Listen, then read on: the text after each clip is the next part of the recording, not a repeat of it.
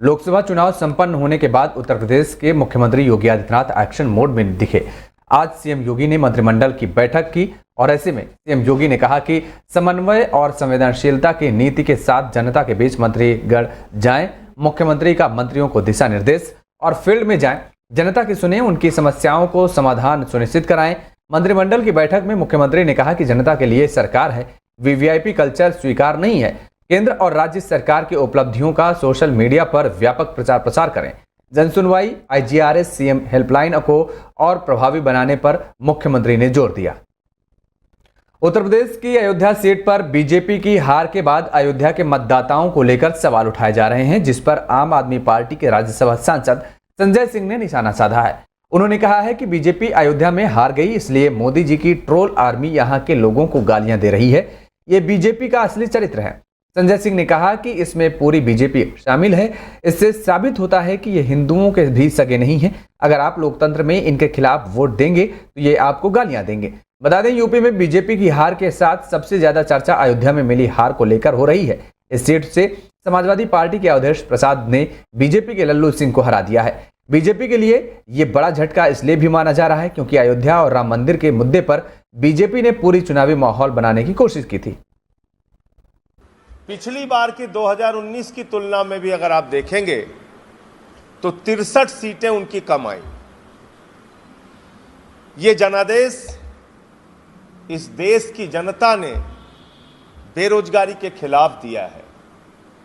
ये जनादेश महंगाई के खिलाफ दिया है।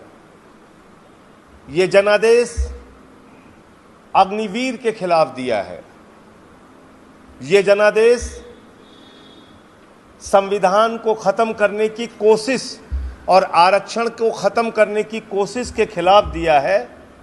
और साथ ही साथ ये जनादेश कहीं ना कहीं नफरत की जो राजनीति है भारतीय जनता पार्टी की, उस राजनीति के खिलाफ ये जनादेश आया है।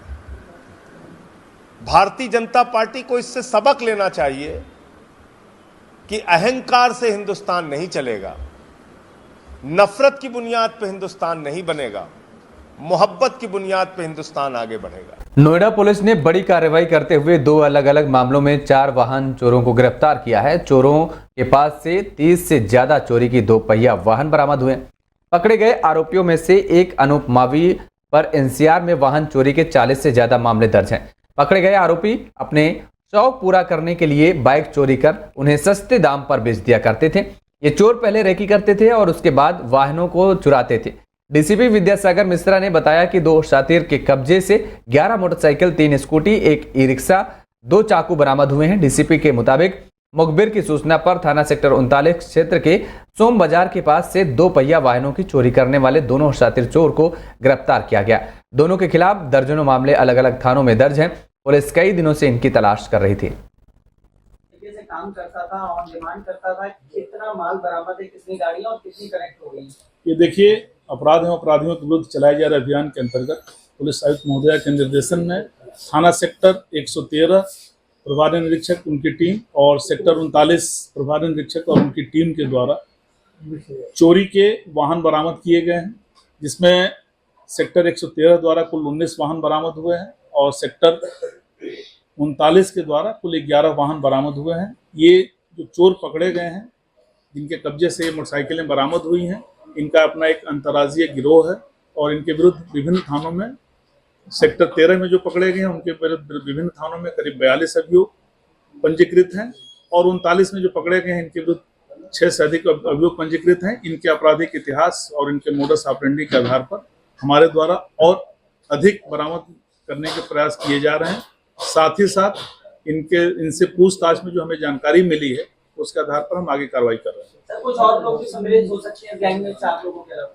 हाँ, इनसे पूछताछ पर इनके गैंग के सदस्यों के नाम की जानकारी मिली है, उनके आधार पर हमारे द्वारा कार्रवाई की जाएगी। जेवर विधायक धीरेन्द्र सिंह ने नोएडा अंतर्राष्ट्रीय एयरपोर्ट का भ्रमण किया। जेवर विधायक धीरेन्द्र सिंह ने नोएडा अंतर्राष्ट्रीय एयरपोर्ट के प्रोजेक्ट हेड दिनेश जामवाल और अन्य अधिकारियों के साथ नोएडा अंतर्राष्ट्रीय हवाई अड्डे के प्रगति को देखा और समझा कि क्या क्या अत्याधुनिक सुविधाएं नोएडा हवाई अड्डे पर यात्रियों को दी जाने वाली हैं।